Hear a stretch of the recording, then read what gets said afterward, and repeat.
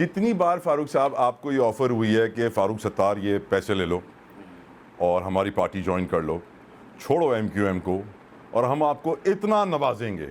کتنی بار یہ آفر ہوئی ہے؟ دیکھیں, پیسوں کا تو ان کو پتہ تھا کہ اس آدمی پر پیسے کا جادو تو چلے گا نہیں پیسوں کی آفر نہیں کی. ہاں, پوزیشنز کی بہت زیادہ آفر ہوئی. ہاں, گورنر, سی ایم, گورنر کی بھی, اور یہ بھی آفر ہوئی کہ وہ سینٹرل ایگزیکٹو میں ہوں گے آپ, کہ ہماری پارٹی میں سینئر وائس پریزیڈنٹ ہوں گے, اس لیول پر ہوں گے جو آج ہماری پارٹی کے اکابرین ہیں. تو مجھے بڑی عزت کی نگاہ سے دیکھا گیا اور مجھے ایک بڑا مرتبہ اور مقام دینے کی بات ہوئی, خاص طور پہ ان 4.5 سالوں میں جب مجھے اپنی ایم کیو ایم, میری پارٹی نے مجھے جو ہے وہ ایم کیو ایم سے علیحدہ کر دیا تھا. تو اس میں مجھے بہت آفرز آئی تھیں, پی ایم ایل این کی طرف سے, پیپلز پارٹی کی طرف سے اور پی ٹی آئی کی طرف سے, تینوں کی طرف سے بہت آفرز آئی تھیں. لیکن آپ نے اپنی وفاداری نہ چھوڑی. میں حالانکہ ایم کیو ایم سے نکالا گیا تھا, میں نے اپنا ایک گروپ بنایا تھا, وہ بھی M Q M O R C, M Q M بحالی کمیٹی کے نام سے. تو مطلب میں نے ایم کیو ایم کا نام نہیں چھوڑا, میں نے ایم کیو ایم کو اپنے ساتھ کیا رکھا. ایسا ایم کیو ایم میں فاروق بھائی آپ کو باہر بھی کر دیا, پرابلمز بھی, جیلیں بھی کاٹی, پھر بھی آپ نے ایم کیو ایم کو نہیں چھوڑا, کیوں؟ ایم کیو ایم ایک جماعت سے زیادہ ایک نظریہ ہے.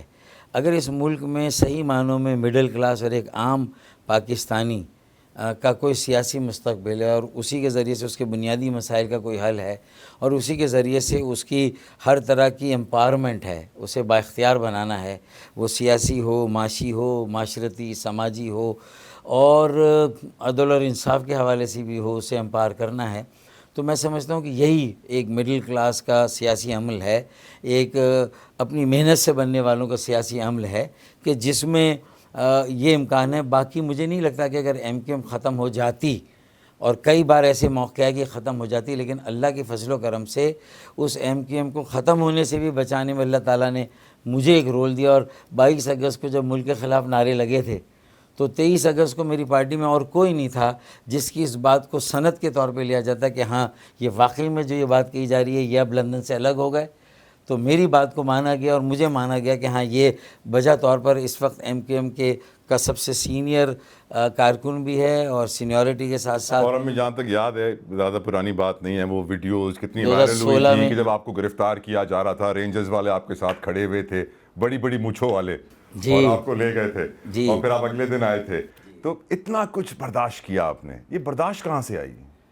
میں سمجھتا ہوں کہ قربانی کہیں, صبر اور برداشت کہیں, یا ایک اصولی موقف پہ قائم رہنا استقامت کے ساتھ, آپ کے والدین کی اخلاص وجہ کے سے؟ ساتھ. مجھے لگتا ہے کہ دیکھیں, ایک تو فطری طور پر اللہ کی طرف سے ہے ظاہر, الحمدللہ. پھر میرے والدین بہت ماڈسٹ تھے اور بڑے چیف اکاؤنٹنٹ تھے, گو کہ وہ کوئی چارٹرڈ اکاؤنٹنٹ نہیں تھے, فتح علی کیمیکلز میں لگی بندیوں نے نوکری کی, اور میں ٹیوشن پڑھا کے ڈاکٹر بنا. کیا بات, وہ میرا بیک گراؤنڈ ہے, میں میڈیکل کالج میں پڑھتا بھی تھا اور ٹیوشن پڑھاتا بھی تھا. اور پھر اے پی ایم ایس او میں بھی آ گیا تھا کیونکہ میں نے ایک ناانصافی دیکھی تھی کہ بھائی کوٹا سسٹم ہے جس میں میرے اندرون سندھ کے سندھی بہنوں, بھائیوں, بیٹے, بیٹیوں سے میرا کوئی گلا شکوہ نہیں, لیکن انہیں چونکہ سندھ کے شہروں میں رہنے والے طالب علموں پر ایک ایج دی جاتی تھی, ترجیح, ایک فوقیت دی گئی تھی اس کہ بھئی رورل کا کوٹا زیادہ تھا, کم نمبر پہ ان کو ڈاکٹر بنایا جاتا تھا, وکیل بنایا جاتا تھا, انہیں جو ہے وہ انجینئر بنایا جاتا تھا, جبکہ اچھے گریڈ رکھنے والوں کو نہیں. تو اس ناانصافی کے خلاف ایکچولی میرے شاید نیچر میں تھا کہ یہ ظلم ہے, یہ ناانصافی, اس کے خلاف کھڑا ہونا چاہیے. اور جب ایم کیو ایم کے اس وقت اے پی ایم ایس او کے قائد الطاف حسین صاحب نے یہ بنائی تھی تو میں نے بھی ایک لمحہ سوچے بغیر, جیسے ہی میں لیاقت میڈیکل کالج جامشورو سے ٹرانسفر ہو کے سندھ میڈیکل کالج آیا تو میں نے فوراً ہی جوائن کر لی اے پی ایم ایس او 1979 میں. 78 میں بنی تھی اے پی ایم ایس او. تو یہ سارا بیک گراؤنڈ.